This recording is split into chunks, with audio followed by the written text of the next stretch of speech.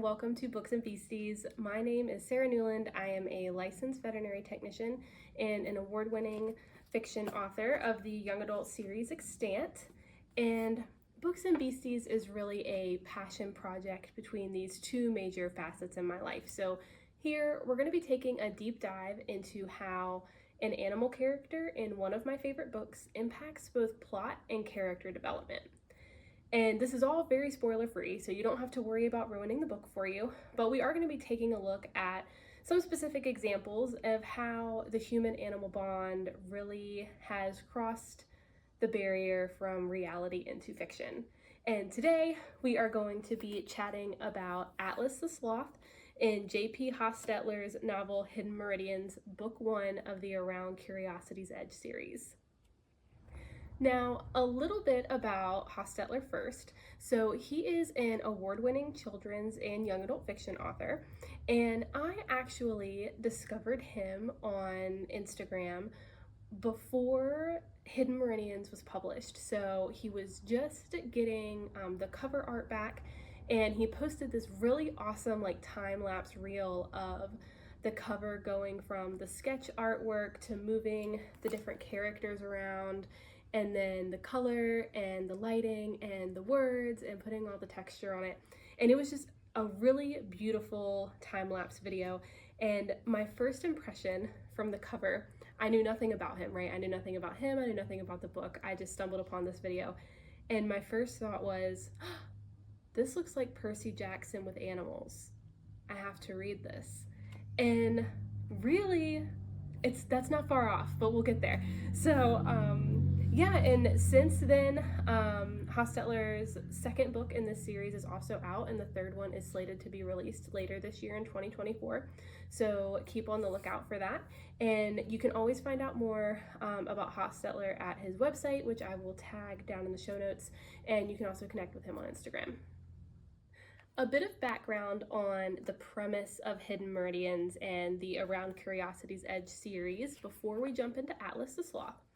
So I mentioned that my first impression was Percy Jackson with animals, and it's real close. It gives you those exact same whirlwind adventure vibes. Your main character is pulled into this fantastical world on the fringe of our own, which is a great pun if you've read the book. And it's all about friendship and this beautiful coalition of myths and fantasies the world over. So where Percy Jackson really focuses on that one line of mythology, Hostetler kind of brings everything to the table. Nothing is off limits.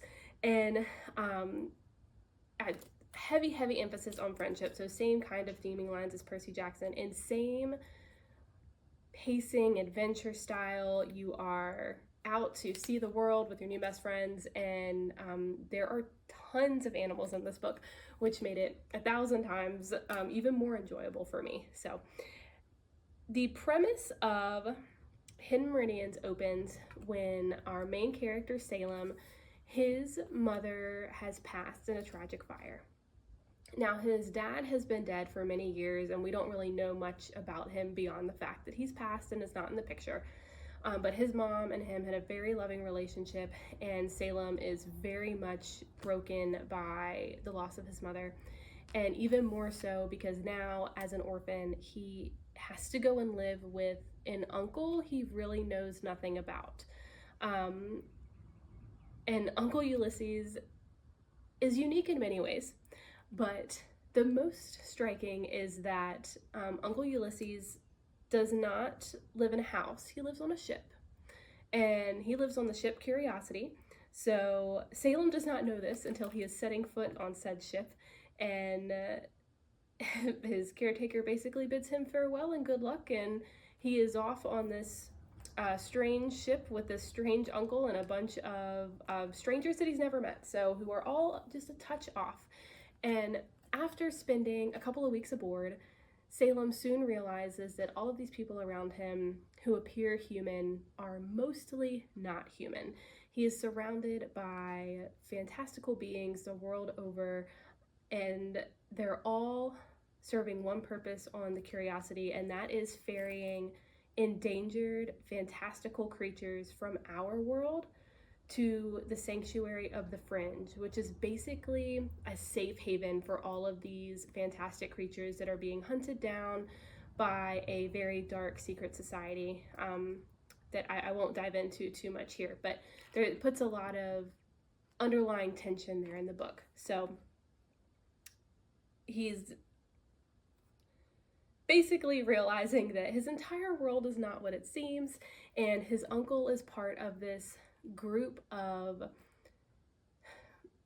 coalesced group of humans and more animal-like creatures and fantastic mythical beings that are all united for the same purpose of trying to find a safe place in this world of chaos where they can exist without being hunted, without being threatened.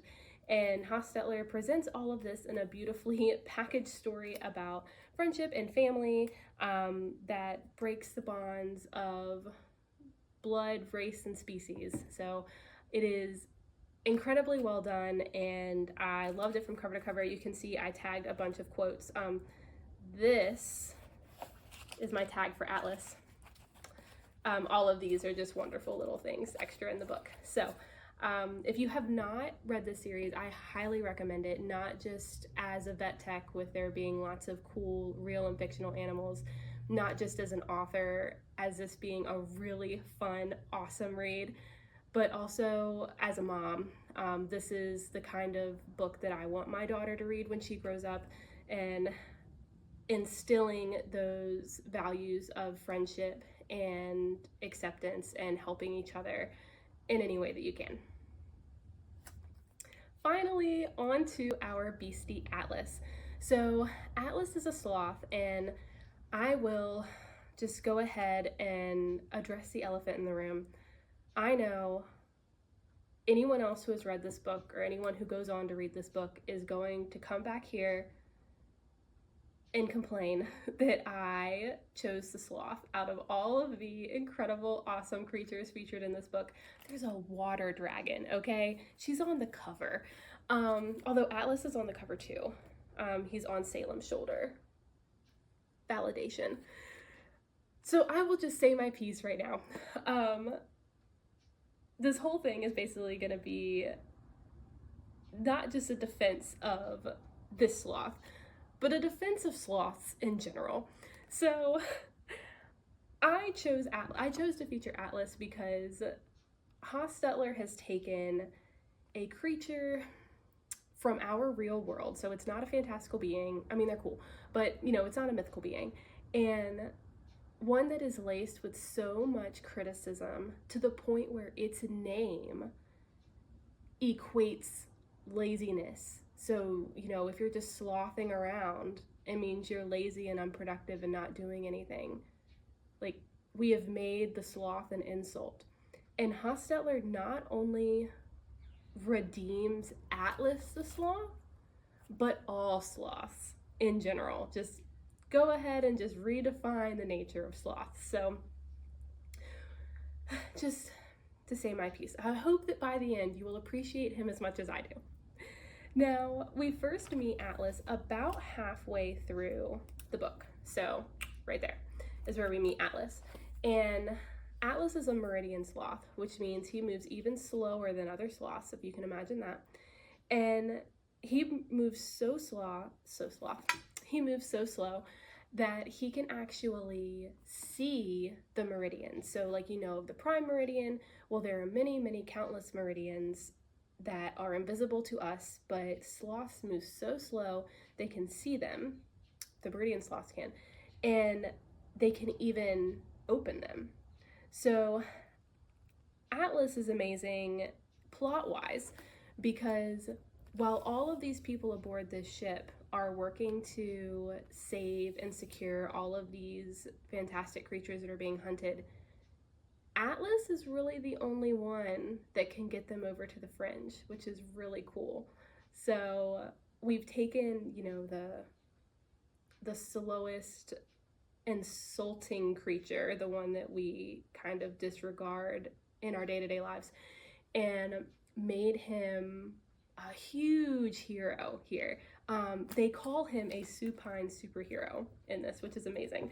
And he really is. So the whole premise of what the captain of the Curiosity and Ulysses and ultimately Salem are trying to do rests on Atlas, which is really awesome. So I liked that, and I liked him being called Atlas even more because he's one, it's kind of like map related, but really he's holding the world upright on his one little claw.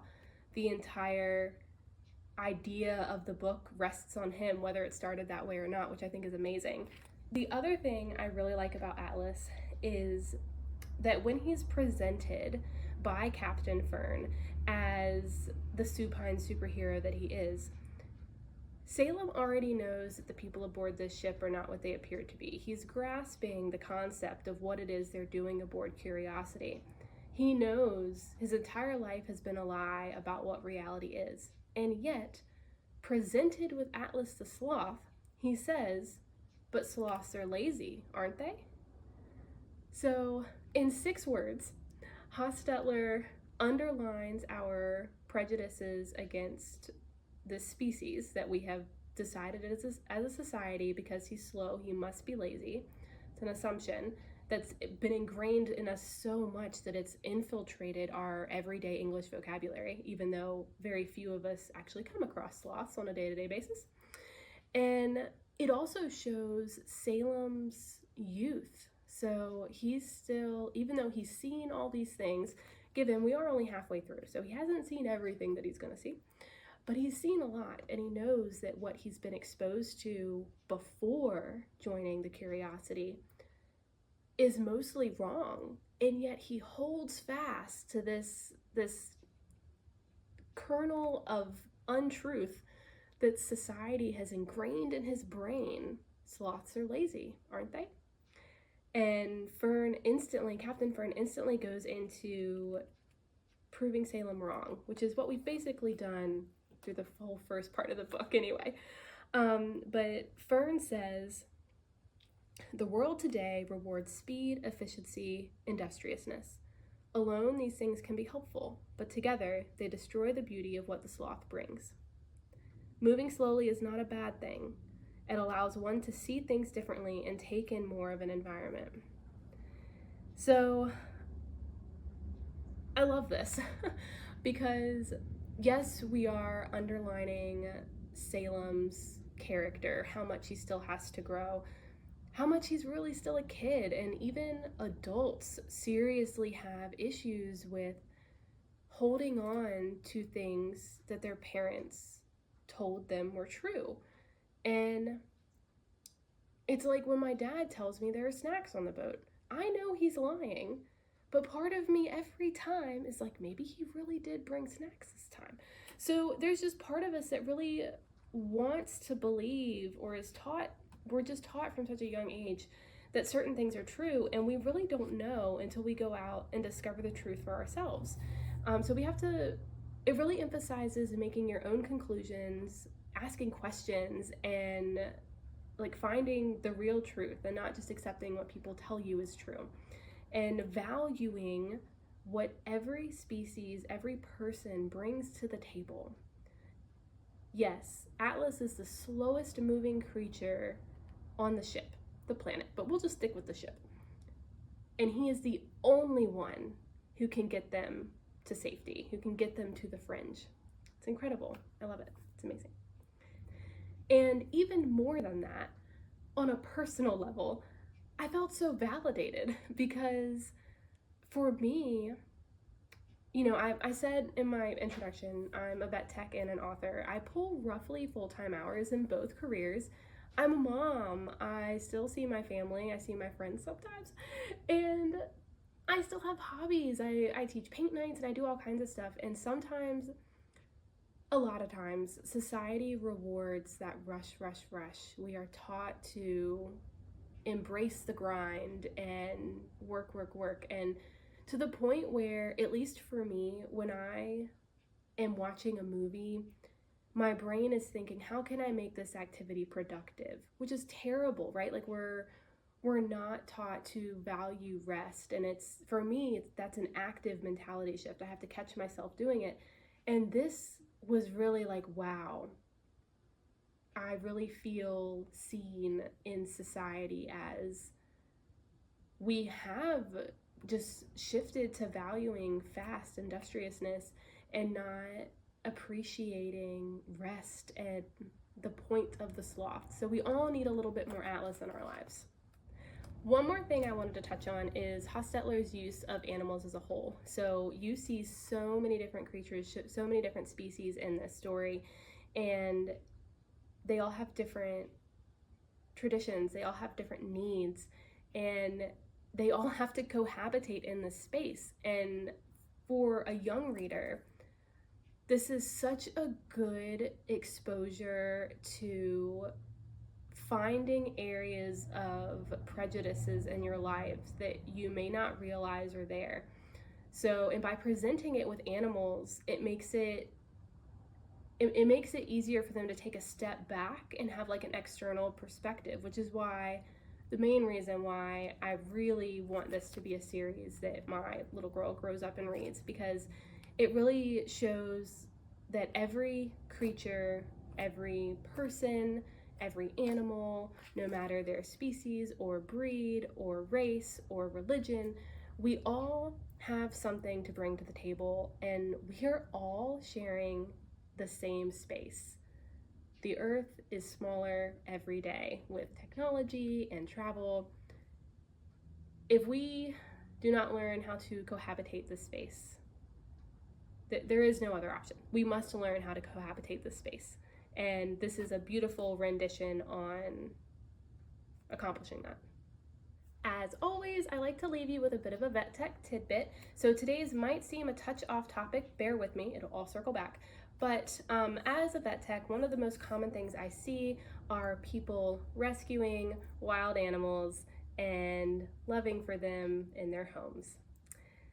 I love that you love them, and I love that you want to help. 99% of the time, it's the wrong thing to do. We see this orphaned animal outside and assume that nature has rejected them, and we must take up our human obligation to care for them. And most often it's a lapse in knowledge. So you see a baby bunny in your yard by itself. The truth is, mom only comes by dusk and dawn because she doesn't want to attract predators. Don't take the bunny. Same thing with turtles, box turtles specifically. They do not want to live in your house. They are meant to be outside. We cannot replicate what nature can do. 9 times out of 10, if we are seeing an animal that someone has rescued from the wild, it's because they cannot adequately replicate the husbandry. We cannot beat Mother Nature. We just can't do it. So just please leave them be. If you are truly concerned, please call your veterinarian. Please call a local rehabber, someone who is trained. The absolute worst thing you can do is take this animal in, feed it, house it under improper temperature and lighting, and ultimately cause severe nutritional deficits. And it's bad. It's bad. Please trust me. And like I said, if you are truly concerned, especially if they're injured, like that's a bit different, but still, if they're injured, you should still be seeking out the appropriate people who are trained to provide the right kind of care so that we have the best possible chance of re-release. That's the goal, is to get them back out into the wild. And if that is not something that's possible, a rehabber is the one who is going to be able to facilitate a permanent home for that animal at a sanctuary or a zoological facility. And if this does not convince you, it is illegal to own native wildlife. It is illegal to keep it in your house, like actually against the law. So please just don't do it. And I know some people are gonna get upset. People are upset all the time at my job when I have to talk about this. And if it's something that you love, if it's something that you wanna get involved with, we are all for it. Become a licensed rehabber, volunteer, get the right training, become a vet tech. You can help out with so many animals doing that. And it's just better to get the training and do it the right way, the legal way, the safe way. we have to learn to put aside our wants to care for the animal and prioritize what that creature truly needs. And it's keeping them as wild as we can. And I know that seems really random for this book, for this beastie. However, there is a quote from Captain Fern on page 8 of this story that, as a vet tech, just truly resonates with everything I am as a person.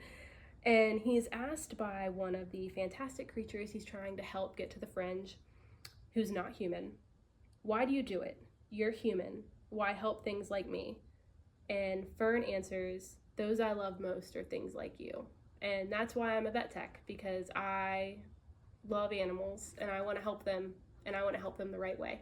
And if you do too, just be sure to reach out to the right facilities, the right people, the people who can help you provide the best help. Thank you so much for joining me. If you think of a book or a beastie that you would like to see featured, please let me know in the comments. I'm always looking for new ones. And if you want to check out my series, the Coelacanth Project, young adult fiction series, very beachy, thriller vibe, you can find the links down in the show notes. You can also check out the first 5 chapters right now in your inbox for free just by joining my newsletter. That's down below too, so you can get a little preview. You also get a short story from the dog's point of view. It's fun. There's a squirrel. And as always, like, subscribe. I will see you next time.